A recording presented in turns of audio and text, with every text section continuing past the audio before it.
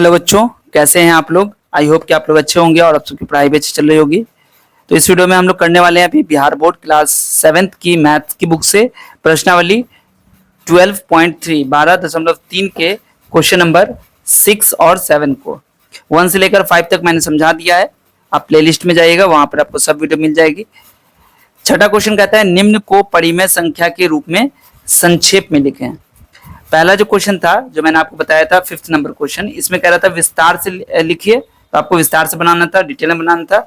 यहाँ पर आपको संक्षेप में लिखना है, यानी कि शॉर्टकट में आपको बनाना है। ठीक है, तो चलिए ध्यान से सुनिएगा कैसे बनाएंगे इसको। देखो पहला क्वेश्चन आपका है 5.43 और 6 के ऊपर बार लगा हुआ है। ठीक है, तो देखो क्वेश्चन में आपके 5.436 के ऊपर बार लगा हुआ है। ठीक है, तो इसको जब चेंज करेंगे तो कैसे करेंगे, देखो इसको हमें शॉर्ट में बनाने के लिए क्या करना होगा। सबसे पहली चीज आपको हम ये बता देते हैं कि इसको हम लोग बोलते हैं आवर्त अंक। ठीक है, यहाँ पर क्या है, ये आवर्त अंक है ये। ठीक है, यानी कि ये जो हमारा 6 है ये अनावर्त अंक। ठीक है, और यहाँ पर ये जो 4 और 3 है ना, इसको कहते हैं हम लोग अनावर्तांक। मैं लिख देता हूं ताकि आप कंफ्यूज नहीं हो। यहाँ पर लिखेंगे अनावर्तांक। ठीक है, तो ये कौन हो जाएगा, 4 3। और अगर हम आवर्तांक की बात करेंगे तो ये हो जाएगा आपका सिर्फ 6। बात समझ में आ गई। चलिए अब आपको दिक्कत नहीं होगी समझने में, आसानी से समझिएगा। देखो सबसे पहले आपको करना क्या है कि आपको परिमेय संख्या बनाने के लिए ऊपर में क्या लिखना है, बट्टा है ना, तो ऊपर में आपको लिखना है क्या कि जो आपको दशमलव संख्या दी गई है इसको बिना आवर्तांक चिन्ह के आपको, यानी कि ये चिन्ह आपको नहीं यूज करना है। ये जो है ना बट्टा जो ये जो बार दिया गया है इसके बिना आपको लिख देना है 5 4 3 6 और पॉइंट को भी हटा देना है। मतलब जो भी नंबर आपके पास दिया गया है उसको एज इट इज उतार देना है, बिना पॉइंट के और बिना ये बार के आपको उतार देना है। इसमें से घटा देना है। किसको घटाना है, तो अब आपके पास जो पूर्णांक बचा ये, और इसके साथ साथ आपको जो अनावर्तक संख्या है इसको दोनों को लिख देना है, यानी कि 5 वो भी बिना दशमलव के 5 4 3 लिख दिया। और बट्टे में आपको क्या लिखना है, तो उतना 9 लिखना है जितना आवर्तांक है। तो यहाँ पर कितना आवर्तांक है, यहाँ पर एक ही आवर्तांक है, तो हम लोग एक 9 डाल देंगे। और दशमलव के बाद जितना अनावर्तांक है उतना 0 डाल देना है, यानी कि दशमलव के बाद कितना है 1 2 2 अनावर्तांक है ना, तो यहाँ पर 2 0 डाल देंगे। अब बच्चों आपको समझ में आ गया होगा, बराबर में क्या लिखेंगे, 6 में से 3 जाएगा तो 3 बचेगा। इसके बाद 3 में से 4 नहीं जाएगा तो 13 में से 4 गया 9 होगा। आप घटा के भी अलग से लिख सकते हैं। 13 में से 5 गया 8 और ये 4 48 और 93 हो गया, नीचे में 900 आ गया। अब क्या ये कटेगा, अगर ये कटेगा तो इसको काट दीजिए। ठीक है, और अगर नहीं कटेगा तो आप इसको इतना ही आंसर लिख दीजिए। देखिए 3 से तो कटेगा, 2 से तो कटेगा नहीं, तो 3 9 12 8 20 24 3 से कट रहा है, तो 3 से काटो इसको, यानी कि 3 से भाग लगाओगे तो कितना हो जाएगा, 3 इकाई 3 हो जाएगा, 6 3 18 हो गया। ठीक है, और 3 3 9 3 इकाई 3, और यहाँ 3 से काटेंगे तो 300 आ जाएगा। यानी कि आपका जो फाइनल आंसर हो गया 1631/300, ये आपका आंसर हो गया। ठीक है, तो अगर आपको शॉर्ट में बनाना हो तो इस तरीके से भी बना सकते हैं। तो देखो यहाँ पर क्या है 12.325 और 25 पे क्या है बार लगा हुआ है, तो हम लोग यहाँ पर देखो अनावर्तांक संख्या कौन होगी इसमें, ये हो जाएगी 3, और आवर्तांक संख्या कितनी हो जाएगी, तो इसमें 2 हो जाएगा, मतलब आपको लिखना है 2 5। ठीक है, ये आवर्तांक है और ये अनावर्तांक है। अब आपको करना क्या है, तो आपको एक निशान देना है, उसके ऊपर आपको इस संख्या को लिख देना है बिना इसके, यानी कि ये जो चिन्ह है ना इसके बिना आपको लिख देना है 12 3 2 5 लिख दिया। और इसमें से घटाना है किसको, तो 12 लिखना है और पॉइंट नहीं देना है और 3 लिख देना है। ठीक है, ये 2 5 को छोड़ देना है। और नीचे में क्या करना है, नीचे में आपको उतनी संख्या में 9 लिखना है जितनी संख्या में ये आवर्तांक है। तो आवर्तांक कितनी संख्या में, 2 संख्या में ना, 1 2 है और 5 है, तो यहाँ पर 2 बार 9 लिख देना है। और इसके बाद 0 कितना रखना है, तो ये देखना है कि पॉइंट के बाद कितने अनावर्तांक है, इनके पॉइंट के बाद तो एक ही अनावर्तांक है, इनके 3 है आपके पास, तो यहाँ पर 0 लिख देंगे। बात समझ में आ गई। अब इसको घटाओगे तो 5 में से 3 जाएगा 2, 2 में से 2 जाएगा 0, और 3 में से 1 जाएगा 2, और ये बच गया आपका 2 2 12,202/990 कटेगा 2 से, काट देते हैं। 6 दूनी 12, 2 इकाई 2 0 1, ये 2 से इसमें भाग लगा देंगे। 12,202 में जब हम 2 से भाग लगाएंगे तो इतना आएगा, और जब इसमें 2 से भाग लगाएंगे तो कितना होगा, 4 दूनी 8, 9 दूनी 18, 5 दूनी 10, यानी कि इसका आंसर हो गया 6101 बटा 495। ये आपका आंसर हो गया। ठीक है, चलिए नेक्स्ट क्वेश्चन देखिए। यहाँ देखो अनावर्तक कितनी संख्या है, तो यहाँ पर अनावर्तक में 2 है, तो यहाँ पर 2 लिख देंगे। हमने इस 3 8 को नहीं लिखा, हमने बस बता दिया कि अनावर्तक यहाँ पे 2 है। और आवर्तांक संख्या कितनी है, तो यहाँ पर 6 और 5 यानी कि 2 ही है। तो देखो अब क्या करेंगे, इसको पहले ऐसे लिख देंगे, 9 3 8 6 5 लिख दिया। इसमें से माइनस करेंगे कितना, इस पॉइंट को नहीं लिखेंगे आप, 9 3 8 लिखेगा। ठीक है, इसको हटा देना है, पहली बार में सबको लिखना है और दूसरी बार में इस दोनों को हटा देना है, जिस पर बार रहेगा उसको हटा देना है। ठीक है, बस उसके बिना आपको पूरी संख्या लिख देनी है। और नीचे में क्या करेंगे, तो उतनी संख्या में 9 लिखेंगे जितनी संख्या में आवर्तांक। तो आवर्तांक कितनी संख्या में, दो आवर्तांक है, यानी कि हमारे पास 2 बार 9 आ जाएगा।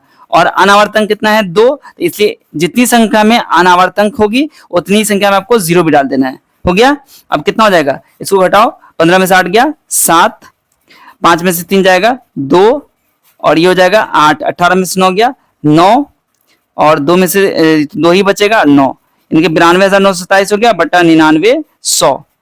अब देखो ये 3 से कटेगा, तो इसको 300 से काटेंगे। और अगर नहीं कटेगा ये, अगर देखो ये तो 300 कट रहा है 3 से, लेकिन ये देखो 7 2 9, 9 9 18 2 20 9 29, ये 3 से नहीं कटेगा। आप चेक कर लीजिएगा, 7 से भी काट के देखिएगा। मैं आपको बता देता हूँ, एग्जाम में आपको घबराना नहीं कि इतना किसको काटें, तो आप इसका HCF निकाल लीजिएगा। ठीक है, और जब आप इसका HCF निकालिएगा तो उसमें देखिएगा जो भी नंबर HCF आएगा उसी से ऊपर नीचे आपको भाग करना है। क्योंकि इसका HCF आप निकालिए तो 1 आएगा, इसलिए आपका आंसर भी यही हो जाएगा। ठीक है, 92,927। ठीक है, जो मैंने पिछले क्वेश्चन में बताया था उस तरीके से भी जब आप निकालेंगे तो यही आएगा। ठीक है, और इसको जब आप डिवाइड करोगे 9900 से, जब इसमें डिवाइड लगाओगे 9.3865, ये आपका एक परिमेय संख्या बनेगा। ठीक है, चलिए अगला क्वेश्चन देखिए। चौथा में ये लिखा हुआ है, तो देखो यहाँ पर अब इसमें देखो अनावर्तांक संख्या कितनी है, अनावर्तांक संख्या है इसमें 2 लिख दिया, और आवर्तांक कितनी है 1, तो 1 लिख दिया। ठीक है, अब आपको करना क्या, इस संख्या को बिना पॉइंट के और बिना इस चिन्ह के लिखना है। मतलब क्या हो जाएगा 0 3 2 5, तो 0 का कोई सेंस ही नहीं बनता है, तो 0 को हम नहीं लिखेंगे। ठीक है, तो जब भी ऐसी संख्या आएगी बस आपको 3 2 5 है, 3 2 5 लिख देना है। इसमें से माइनस करना है किसको, तो इसको सिर्फ हटा देना है, जिसके ऊपर बाहर रहेगा उसको हटा देना है, उसके अलावा जो संख्या होगी इसको लिख देना है, यानी कि 3 2 लिख दिया बटा। अब आपको 9 लिखना है पहले, तो 9 कितना लिखिएगा, तो जितना में आवर्तांक होगा, मतलब जितनी संख्या रिपीट हो रही है ना, जितना के ऊपर में बार होगा उतनी बार आपको 9 लिख देना है। तो एक बार लिख दिया, और आपको 0 डालना है 9 के ऊपर, तो कितनी बार 0 डालेगा, तो जितनी संख्या में अनावर्तांक होगा। तो यहाँ पर देख रहे हैं कि अनावर्तांक कौन है, 3 और 2, तो यहाँ पर आपको 2 0 डाल देना है।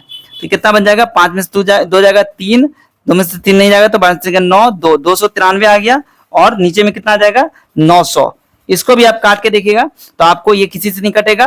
ठीक है, यानी कि इसका जब HCF निकालिए तो 1 आएगा, तो आप इसी को इतना आंसर लिख सकते हैं। ठीक है, चलिए इसके बाद जो आपका अगला क्वेश्चन है, इसमें यह है भिन्न संख्या निम्न अशांत दशमलव संख्या को संकेत में लिखना है।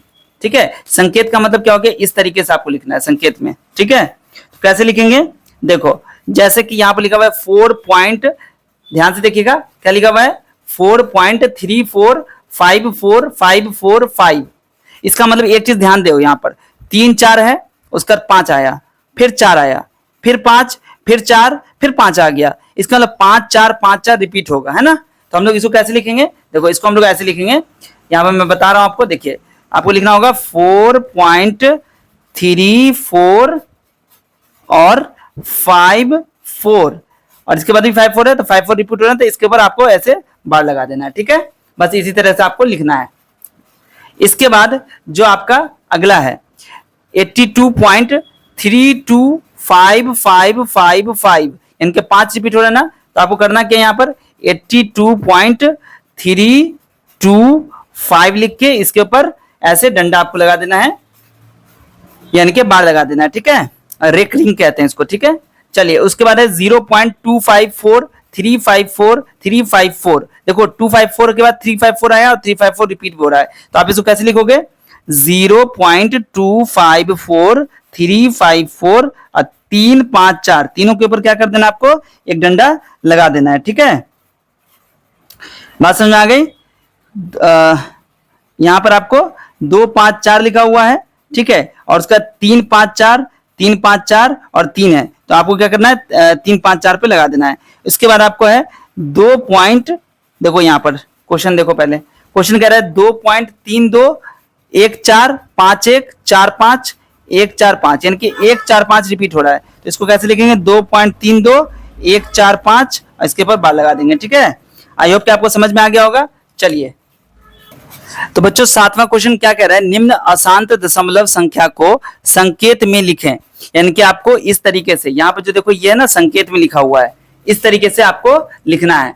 तो कैसे लिखेंगे, देखो सबसे पहले संख्या देखो क्या लिखा हुआ है 4.345445, यानी कि यहाँ पे देखोगे 3 के बाद 4 आया, फिर 5 आया, फिर 4, फिर 5, 4 5, यानी कि 4 5 रिपीट हो रहा है। तो इसको ऐसे लिखेंगे, देखो पहला को ऐसे लिखेगा 4.345, 4 5 रिपीट हो रहा है ना, तो इसके ऊपर ऐसे बार लगा देना, रेक्टिंग लगा देना, एक डंडी आपको रख देना इस पर। ठीक है, दूसरा क्वेश्चन को कैसे बनाएंगे, तो देखो दूसरा में क्या है, तो 82.325555, यानी कि 5 रिपीट हो रहा है, तो 82.32 और 5 के ऊपर ऐसे बार लगा देंगे।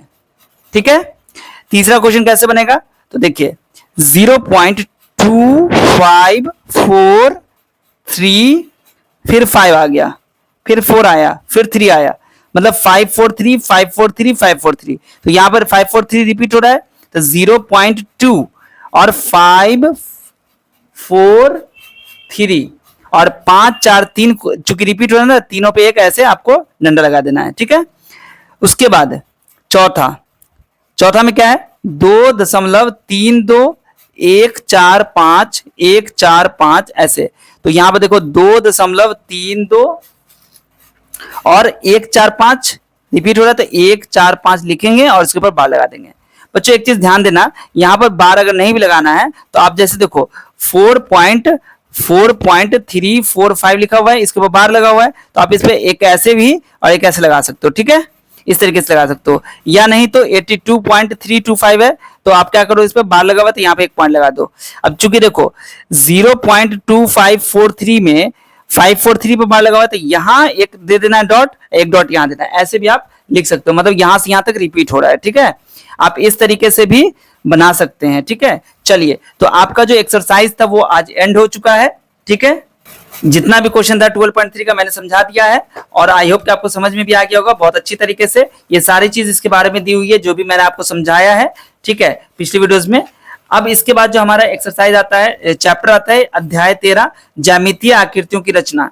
ठीक है, तो इसमें कंस्ट्रक्शन है, इसको हम लोग अगली वीडियो में करेंगे। ठीक है, बहुत ही अच्छा है और बहुत ही मजा भी आएगा इसमें। तो आप लोग इस वीडियो को जो अभी आप देख रहे हैं इसे अपने दोस्तों के साथ शेयर कर दीजिए, और जो भी दोस्त आपके वीक हैं खासतौर से उनसे जरूर शेयर कीजिएगा। ठीक है, मैंने पहले चैप्टर से लेकर 12 चैप्टर तक मैंने पूरा कंप्लीट कर दिया। अब 13 14 15 3 चैप्टर बचा हुआ है, या 4 चैप्टर, उसको भी मैं खत्म कर दूंगा। आपको कोई और चैप्टर की अगर वीडियो चाहिए, किसी और बुक से चाहिए, तो आप मुझे कमेंट करके बताइएगा। ठीक है, चलिए मिलता हूं फिर आपसे अगली वीडियो में, तब तक आप सब अपना ध्यान रखिए। वीडियो देखने के लिए आप सभी बच्चों का बहुत बहुत शुक्रिया।